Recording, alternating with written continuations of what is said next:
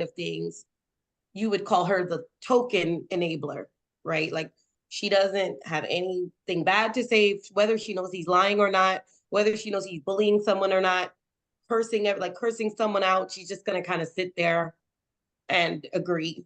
Not only be quiet, but she usually agrees with her husband, like 99% of the time. Kyle and Lindsay, at various points, those are two of Todd's children, have been estranged from Todd and Julie at various points. Is Kyle still estranged from Todd and Julie now that you know of? I don't think he is anymore. When we even were divorcing, they were back on. So they have a lot of on and off, on and off. It's never really estranged longer than like 2 years, maybe 3 years max. I'm curious, what's the worst thing that they did to you when you were married, whether it was you two collectively or just you? When you and Kyle were married, what was the worst thing Todd and Julie did to you guys?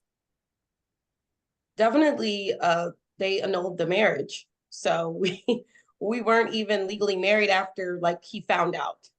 So he went and then we had to go to court. It was a whole drawn out thing. So kind of like how Britney Spears had the conservatorship, like Kyle had a guardianship / conservatorship as well. So that was a whole mess getting him off of that. So we were like in court against his own father for like a whole year. Like who goes to court against their dad?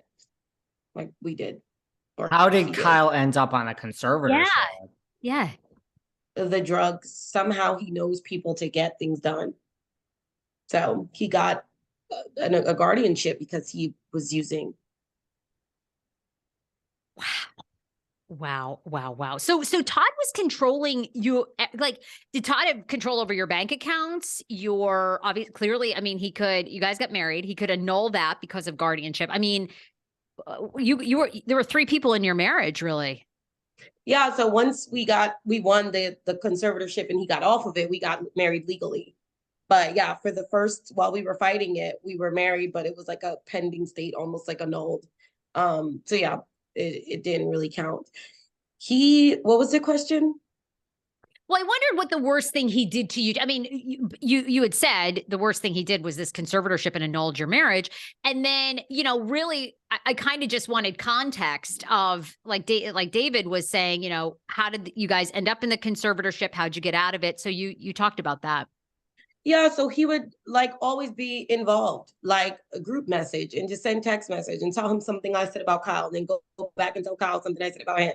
And then bring somebody outside, like maybe Kyle's baby mama and somebody, and just start a whole ruckus. Like every day we were fighting someone. I'm like, wait, this is not me. Like this is not even normal. How are we having drama every single day? It was just like, wake up. You had to check your phone because you probably had 30 missed calls, 10 text messages, and and I still have all my messages from Todd. It's just crazy. He was just that controlling, kind of like what you see on the show.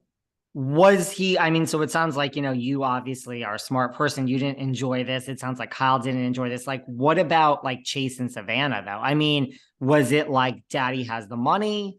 Let's just smile and be controlled because we want access to that money? Or did they seem as like, oh my God, this is too much? Well, I think he's got a good way of doing the control. So it's not like he's just waking up like, good morning, F you, do this. He's really knows how to do it, right? It's only when, like you said, if you take like a step back to be like, why am I doing all of this? Then you see, he's setting you up for a disaster, or you shouldn't be doing this. Like, let's go to all the bankruptcy fraud stuff when Kyle started retracting his statements and going back on his word and going back on things he said to police officers and government officials. These are things that, Todd was involved in why he was doing it. So a lot of his control is very like delivered in a nice and sweet way, manipulative way. But you're being manipulated, but you just kind of do it because once you say no, he will turn. And that's what happened like with the guardianship. That's what happened with, I don't know if you guys know, like Chloe was off of the show for a couple of seasons. That was also a legal case that we had going on in the background. And there was the deposition that happened with this tax case that I had to sit in on, and Kyle did a deposition as well. So there were a lot of ongoing court cases with Todd, and those were the times when he really lost it if you didn't agree. Like trying to win the case and saying, you got to be on my side. Yeah. And so Chase and Savannah, they're much younger, and that's their father, and they have their mother, the same family, same everything. So they're very like think, you know, their father's perfect, which every child once does. I don't think they feel they're being manipulated or controlled, and they weren't treated near as bad as Kyle and Lindsay were. So it's a totally different lifestyle, totally different upbringing. Why was that? What, just because they were Todd and Julie's kids together, or why were they all treated different? Yeah, I think their mom just being, you know, outside the home, the influence was just different. And then there was just a lot of, you know, typical stepfather blended family drama that you see happen. But theirs was like on 30. We've all seen the racist tweets, you know, the voice messages, Daily Mail published them. We don't, you know, have to rehash them here. Do you believe Todd is a racist, or do you think he just didn't like you? I mean, he accused you of being a fame whore, a liar. So where do you stand on that? I think, you know, Todd's from the old South, where that was what he knows. You know, I think even in that range, there was probably still segregation growing up in the 60s, because he's like 55. So there's no excuse for it. But I do think that he does not envision nor wants his family picture to include a minority, especially not Black, but not a minority at all. And so when Chloe came, I feel that helped him a lot to a degree. But racially, yeah, like when he gets, like, that's where you know where your heart is. Like when he gets angry, that's the kind of things he says. So that kind of tells you where, you know, that's how he feels. He doesn't want a Black person. If, you know, he goes to racist things. So I mean, he cussed out a lot of different people, but I feel like mine is different in terms of the things he said. Like he attacked something I couldn't control, you know, like being ashy. What does that even mean? First of all, you know, things like that, that it's like geared towards your race is just unacceptable. And do you think like that's a huge reason why he didn't like you? Was it because of your race? Yeah, I think that was a lot to do with it. I would say it's 50%.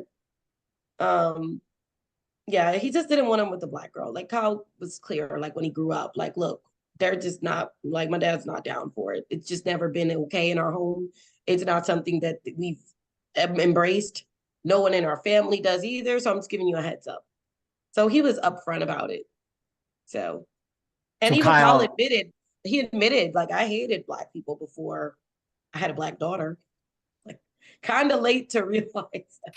Then he, Well, yeah, and clearly he's attracted to Black women. I mean, so there's we've got some conflicts going on here, I'd say. And it was the drugs. Apparently, he was drunk. He was out of his mind when he got her pregnant, and then it just happened. I don't know. That's the story he told me. Um, so yeah, I mean, he said it also in the Daily Mail where his father raised him. You know, was not pro color. and he actually said to you, like, by the way, you're going to meet my father, and FYI, I didn't like Black people in the past, and that's how I grew up. And when you meet my father, don't expect too much. He doesn't like Black people. No, he didn't say it like that. Like he would just say, like, it's a normal conversation, like when you're dating someone, right? And you're talking about race.